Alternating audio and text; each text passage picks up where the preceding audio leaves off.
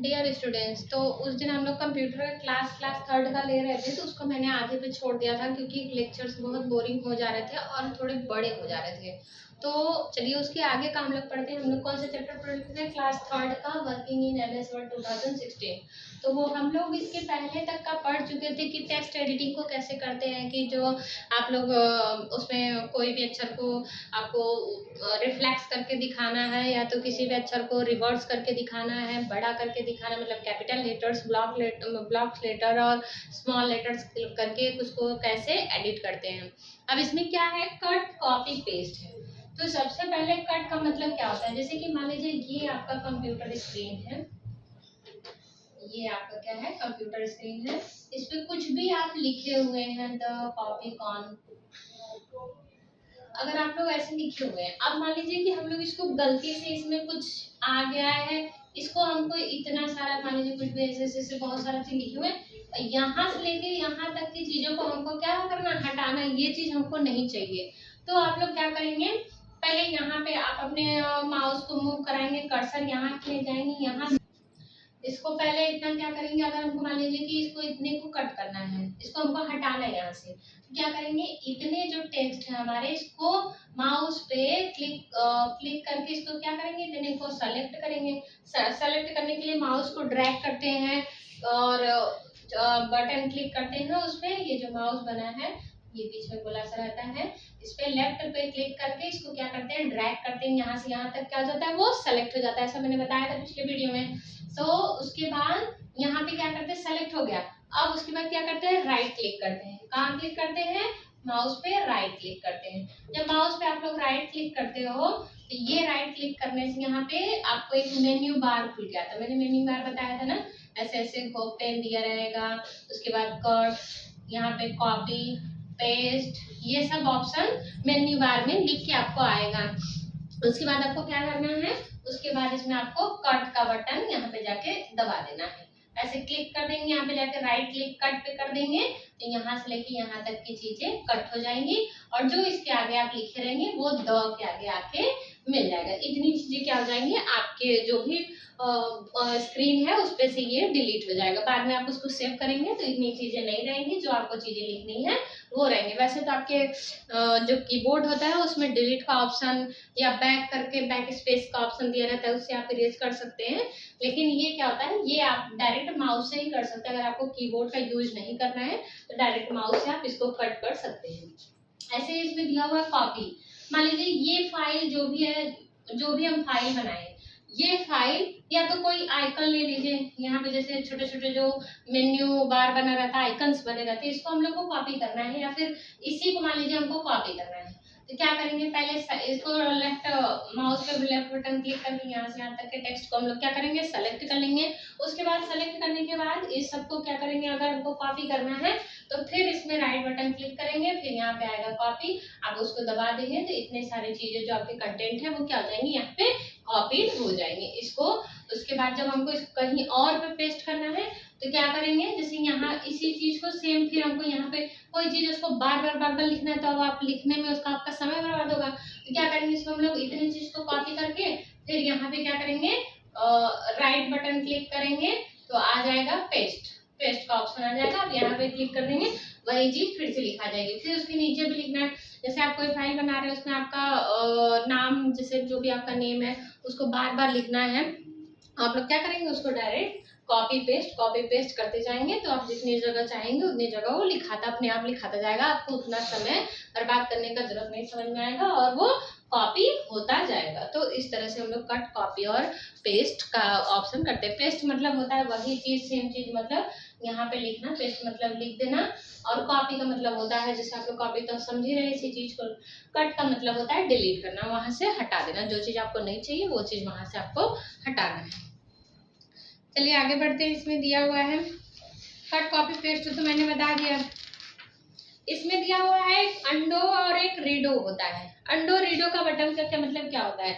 जैसे आप लोग को कोई चीज गलती से डिलीट हो गया, गलती से जैसे कुछ भी आप कर रहे हैं, कहीं दूसरी चीजें, दूसरा बटन, कोई भी आप कोई भी चीज लिख लिए, मान लीजिए इस पे अगर आप कोई चीज लिख दी है यहाँ पे,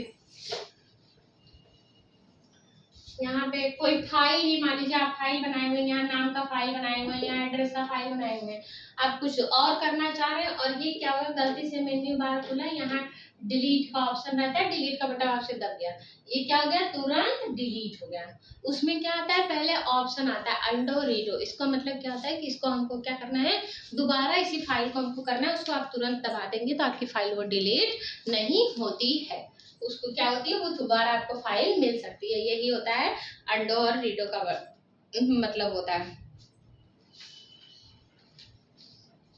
और रीडो का मतलब क्या होता है, ये होता है कि जो भी आपका दो button is also located on the quick access tool bar, it is used to reapply on the action that you have undone.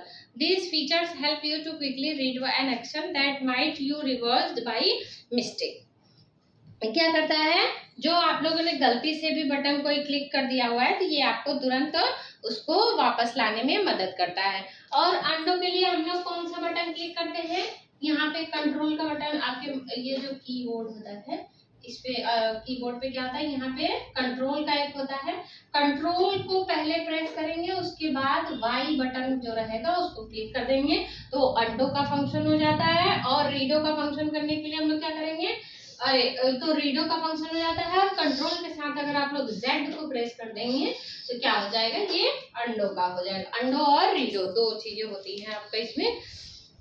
अगर आपके कंप्यूटर स्क्रीन पे मान लीजिए आप लोग लिख रहे हैं, अभी आप लोग छोटे भाई इतना आपको ग्रामर इतना आपको वर्ड या फिर ये सब चीजें नहीं आती हैं तो क्या करेंगे आप मान लीजिए लिख लिए यहाँ पे जैसे ऐसे लिख दिए कुछ भी लिख दिए, स्पेलिंग मिस्टेक तो सबसे हो जाती है, कभी कभी घबराहट हो जाती है, कभी कभी ऐसे ही लिख रहे हैं मान लीजिए आप तो आपके दिमाग में कुछ और चल रहा है, आप यहाँ पे लिख रहे हैं और वो गलती से कुछ और लिखा जाता है, इसका मतलब ये नहीं कि आपको आ नहीं रहा, गलती हो गई तो हो जाता है स्क्रीन पे आपके। तो क्या करेगा उसमें ऑप्शन पहले से ही दिया रहता है कि उसको स्पेलिंग मिस्टेक और ग्रामर मिस्टेक वो अंडरलाइन करके आपको बताएगा, उसको आपको देखना है और ग्रामेटिकली उसको सही करने के लिए वो फीचर्स पहले से आपके कंप्यूटर में लिखे होते हैं, वो आपको ग्रामेटिकली सही करके देता है।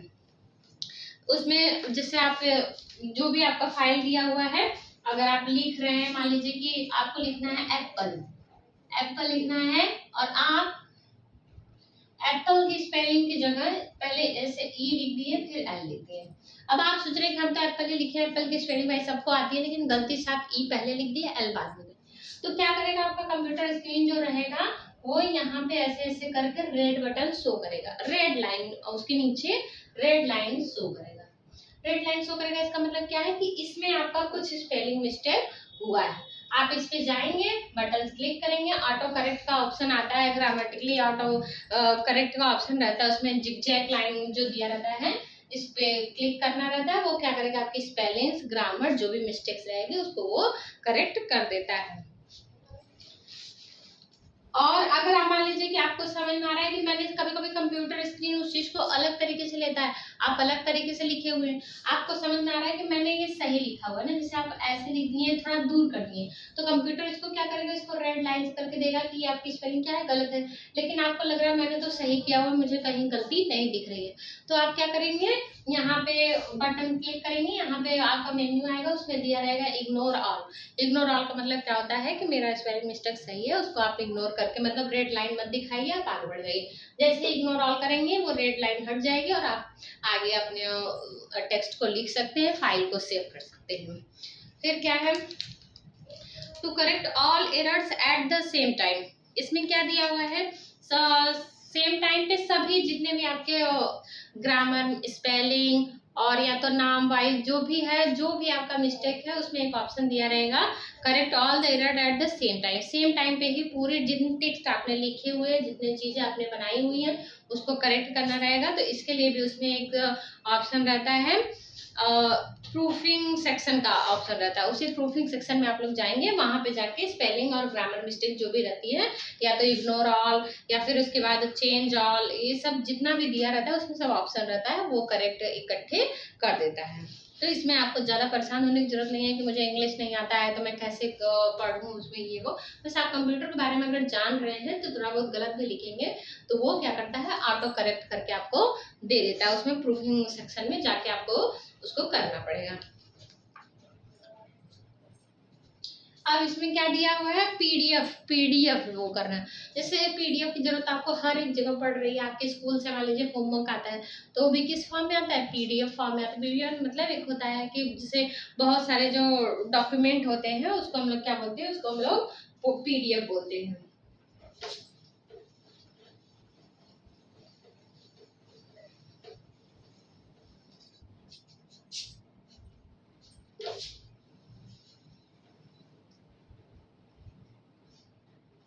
क्या है, creating a PDF,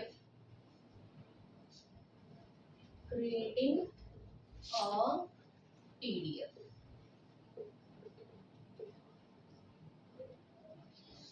portable downloaded file इसका फुल फॉर्म होता है। इसको हम लोग क्या करेंगे, इसको हम लोग को अगर जैसे करना है कि हम लोग को ये फाइल का पीडीएफ बनाना है। जैसे बहुत सारे आपके पेजेस हैं, आपके homework page wise, 1 page, 2 page, 3 page, 4 page, ऐसे आता है ना आपका पेज वाइज करके 4 पेज का हो गया। इसको एक पीडीएफ में कन्वर्ट रहता है। कोई कोई मोबाइल या फिर लैपटॉप या फिर कंप्यूटर क्या करता है, इसको ऐसे एक्सेप्ट नहीं करता है, तो इसको हम लोग को पीडीएफ बनाना रहता है। तो पीडीएफ हम लोग कैसे करेंगे, ये फाइल हमारी कहाँ है, ये फाइल हमारे मेन्यू बार में है। तो इसको क्या करेंगे, सबसे पहले क्लिक करेंगे, यहाँ पे क्लिक करेंगे जब इस पे, तो ये सेव, जैसे एक फाइल जो खुलता है मेन्यू बार, उसमें यहाँ पे सेव एज, ओपन, ये सब का ऑप्शन दिया रहता है। तो उसमें सबसे पहले आप क्या करेंगे, सेव एज फाइल मेन्यू, इसको क्या करेंगे, उस पर बटन को क्लिक करेंगे तो सेव एज फाइल मेन्यू का ऑप्शन आएगा। आप उसको क्या करेंगे, सेव एज पे क्लिक कर देंगे। सेव एज पे जब क्लिक करेंगे तो उसके बाद क्या होगा कि इस पीडीएफ को आपको जहां सेव करना है, फिर यहाँ पे एक और छोटा सा मेन्यू खुलेगा, यहाँ पे आपको लोकेशन पूछेगा कि ये आपको कहाँ पे सेव करना है।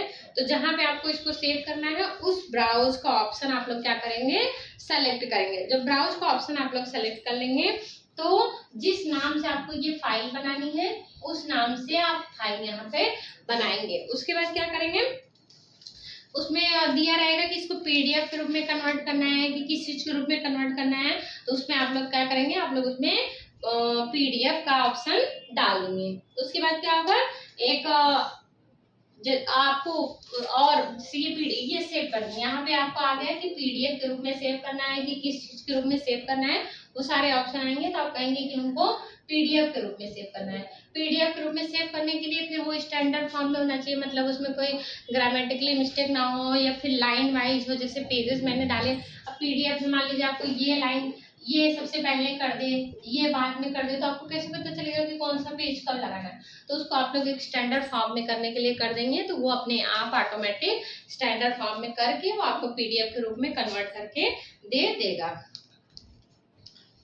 ये आपका इसमें वो दिया हुआ है, ओवरव्यूज दिया हुआ है, मतलब जिसको हिंदी में हम लोग कहते हैं, हिंदी में या फिर समझ लीजिए सारांश, जैसे पूरे चैप्टर जितने आपने पढ़े हैं उसके एट अ ग्लैंस ले लीजिए, एट अ ग्लैंस समझ लीजिए, वही होता है। तो ये होता है।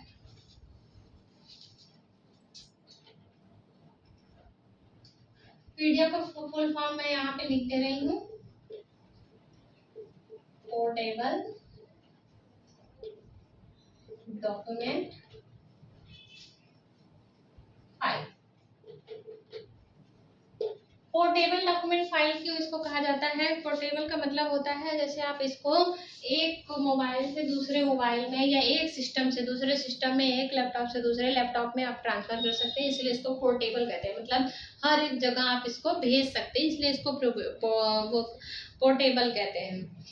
इसको कब बनाया गया था, 1992 में, 1992 में बनाया गया था, ताकि सभी लोग अपने डॉक्यूमेंट्स वगैरह को आसानी से एक जगह से दूसरी जगह पे भेज सके। इसके बाद आपके एक्सरसाइज की क्वेश्चन है, एक्सरसाइज के क्वेश्चन आप लोग कीजिए। जो भी आपको प्रॉब्लम समझ में आती है आप उसको कमेंट बॉक्स में शेयर करिए, हम आपके प्रॉब्लम्स का सोल्यूशन जरूर देंगे। ऐसे वीडियो को जानने के लिए हमारे चैनल को लाइक और सब्सक्राइब करें। धन्यवाद।